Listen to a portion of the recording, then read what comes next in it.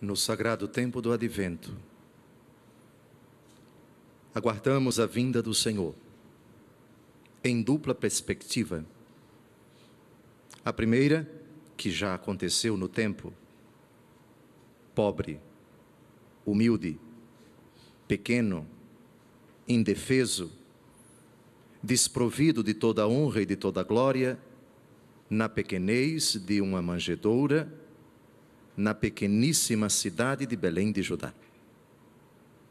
A segunda, completamente diferente, com poder e glória, majestoso, juiz, para arrematar a história dos homens, julgar os anjos, proferir a sua sentença: vinde benditos para o reino do meu Pai, o céu, apartai-vos de mim, malditos, para o fogo do inferno, os condenados. Celebramos também nessa dupla perspectiva, entre a primeira vinda e a segunda vinda. Em ambas, o Senhor se revela a cada um de nós, mas ao mesmo tempo se esconde. O Deus dos cristãos é um Deus escondido e é um Deus revelado. É um Deus que mostra o seu rosto e é um Deus que foge das pessoas.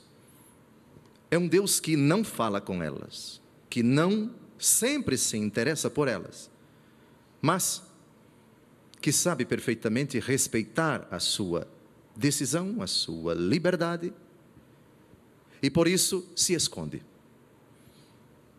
Eu quisera recordar, à luz do Evangelho que nós acabamos de ouvir, essas duas necessidades de Deus para a nossa vida. Quando Ele se revela é por um motivo, quando Ele se esconde é por outro.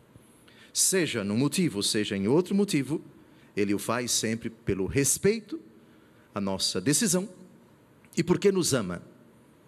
Às vezes o melhor remédio para uma pessoa amada que não retribui o amor é se afastar dela, é se esconder dela, é fugir dela.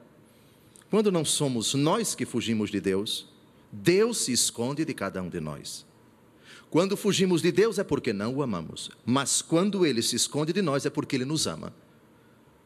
Seja mais claro, Dom José, deixemos que Jesus fale, repito o Evangelho que ele acabou de proclamar por meio dos lábios do Padre Eduardo. Naquele tempo, Jesus exultou no Espírito Santo e disse: eu te louvo, Pai, Senhor do céu e da terra, porque escondeste essas coisas aos sábios e inteligentes e as revelaste aos pequeninos. Sim, Pai, porque assim foi do teu agrado. É do agrado do Pai esconder as coisas das pessoas, como é do agrado do Pai revelar as coisas às pessoas. Então o Senhor está insinuando que Deus tem 2 pesos e 2 medidas? Não, senhor. Não, senhora. Eu estou dizendo que a medida de Deus é uma só, mas cada pessoa tem sua própria medida. Cada cabeça é um mundo, lembram desse ditado popular? Cada coração é um universo abrangente e insondável. E Deus considera o receptor ou o rejeitador. Quando é que Deus se revela e quando é que Deus se esconde? Deus é um só, não muda. O que muda é a capacidade do homem de aceitá-lo ou de rejeitá-lo. E quando isso acontece, Deus simplesmente respeita a decisão do homem. Escondeste essas coisas aos sábios e inteligentes. O segredo da frase está aqui. E as revelaste a quem? Aos pequeninos.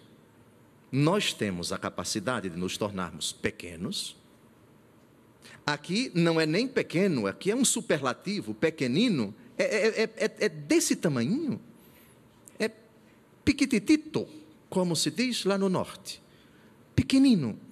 É mais do que baixo, é mais do que pequeno, é mais do que um tamborete de forró, como se diz no Nordeste. É pequenino mesmo. Mas o que é um pequenino?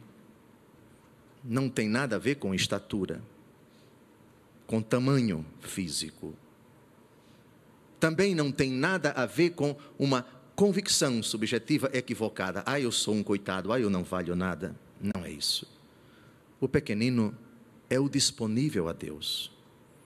É aquele que diante da majestade do Senhor não se arvora no orgulho, não endurece o seu coração, é dócil a Deus. Exemplo de uma pessoa pequenina. Lembram desta mulher entre 16 e 18 anos, quando visitada pelo arcanjo Gabriel? Eis aqui a serva do Senhor, em mim se faça segundo a tua palavra. Aí, você se fez pequeno porque se abriu a Deus, porque não resistiu a Ele. Assim, você se torna pequeno diante de Deus. Assim, a sua condição criatural, portanto, de dependência a Deus, se revela em todo o seu esplendor. Não encontrando resistência, o Senhor então vem até este coração, entra, habita, e para usarmos a palavra de Jesus em Apocalipse capítulo 3, versículo 20, eu estou à porta e bato.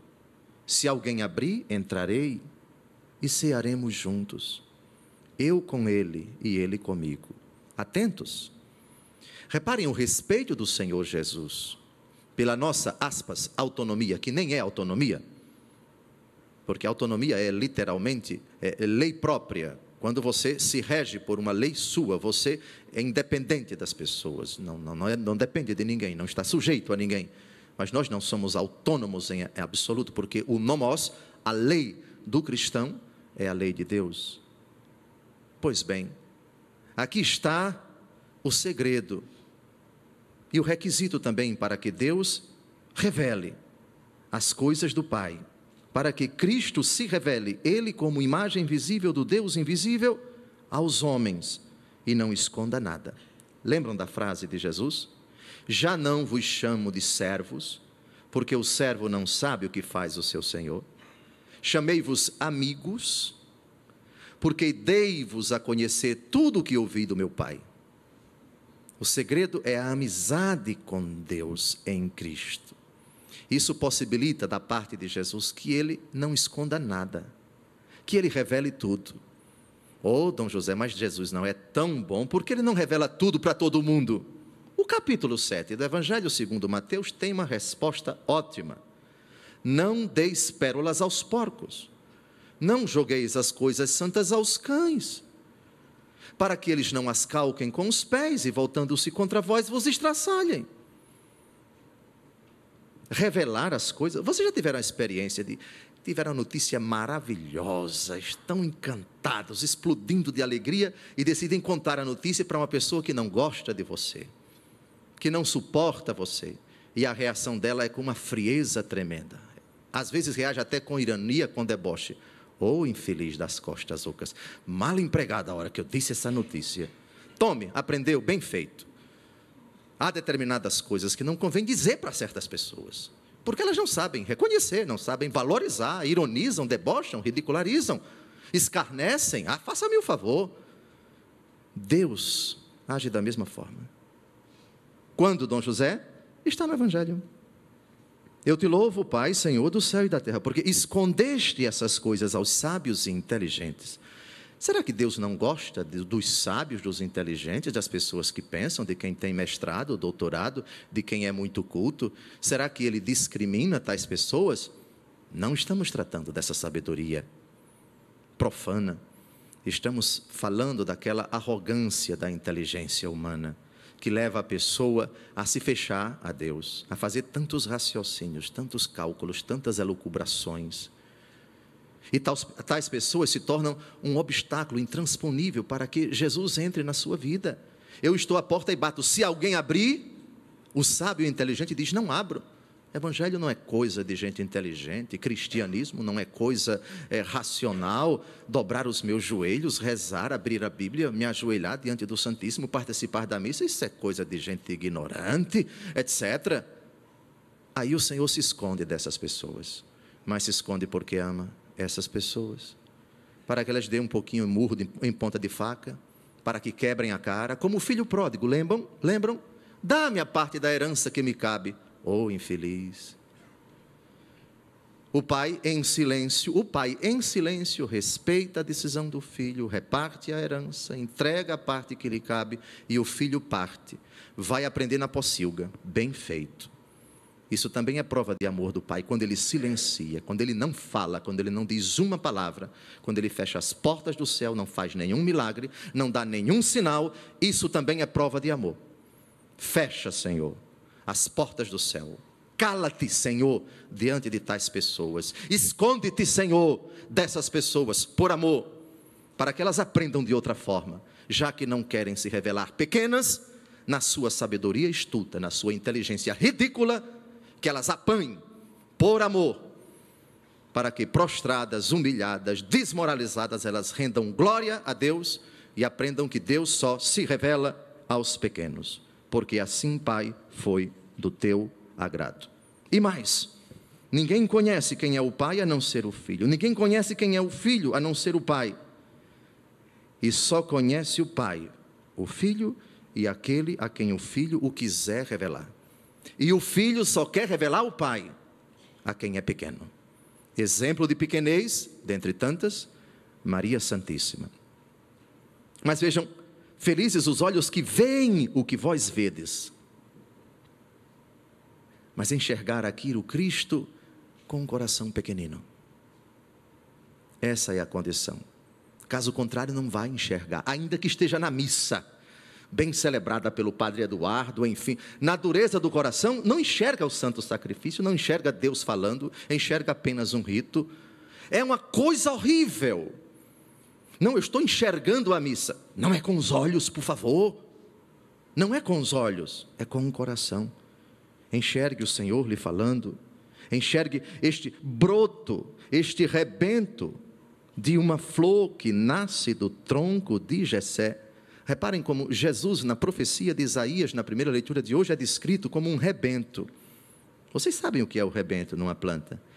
É um brotinho desse tamanho, você não dá nada por ele, e dele vai nascendo aquele ramo tão humilde, tão tenro, e depois ele se torna uma folhagem muito bonita. Pois bem, eis aquele que vem broto, eis aquele que vem escondido, eis aquele que vem pretendendo se revelar apenas aos pequeninos. Nele repousa o espírito dos 7 dons, sabedoria e discernimento, conselho, fortaleza, ciência, temor do Senhor e piedade. Vem trazer um mundo de justiça e de paz, vem renovar a face da terra, vem trazer uma ordem justa para os homens pacíficos, justiça para os humildes, vai fustigar a terra com a força de sua palavra. O lobo e o cordeiro viverão juntos, o leopardo deitar-se-á ao lado do cabrito, o bezerro e o leão comerão juntos, uma criança poderá tangê-los, ela colocará a mão na toca da serpente e não será atingida. Uma imagem não idílica, mas eu diria poética, da situação, da condição da humanidade com a aceitação da vinda do Filho do Homem, que nós esperamos na liturgia da igreja, no Santo Natal, e com poder e glória, quando Ele desfechará a história da humanidade. Nos seus dias, a justiça florirá e paz em abundância para sempre. Nós aguardamos este momento. Nós, na nossa indigência, esperamos a libertação que suplicamos nesta missa. Ao pobre que ninguém quer ajudar, o Senhor lança o seu olhar de ternura, a sua solicitude. Tende pena, Senhor, da nossa indigência, da nossa infelicidade. A vida dos humildes, nós vos suplicamos, salvai. Senhor, seja bendito o vosso nome para sempre. Que todos os povos sejam em vós abençoados. Queremos cantar sempre o vosso louvor e dizer, como vós fizestes no Evangelho de hoje, dou-vos graças, ó Pai, porque escondeste estas coisas dos sábios e inteligentes, dos arrogantes e presunçosos, dos que têm um rei na barriga, dos que são tão duros de coração. E se tal pessoa existe na minha família, eu te peço, esconde a tua face dele. Faz, Senhor, com que ele experimente as trevas não do inferno, não do pecado, mas da confusão, da perturbação. Que eles fiquem zonzinhos, desorientadíssimos, e assim, questionando qual o sentido da vida, eu possa me aproximar dele e outras pessoas cheias de ti também e dizer: o sentido de tua vida é Jesus. Torna-te pequeno, arranca o endurecimento do teu coração, abre o teu coração a Cristo, e a luz dele te iluminará, e tu experimentarás, conhecendo toda a ternura, toda a riqueza do Pai, o sentido e a felicidade da vida. Louvado seja nosso Senhor Jesus Cristo. Para sempre seja louvado.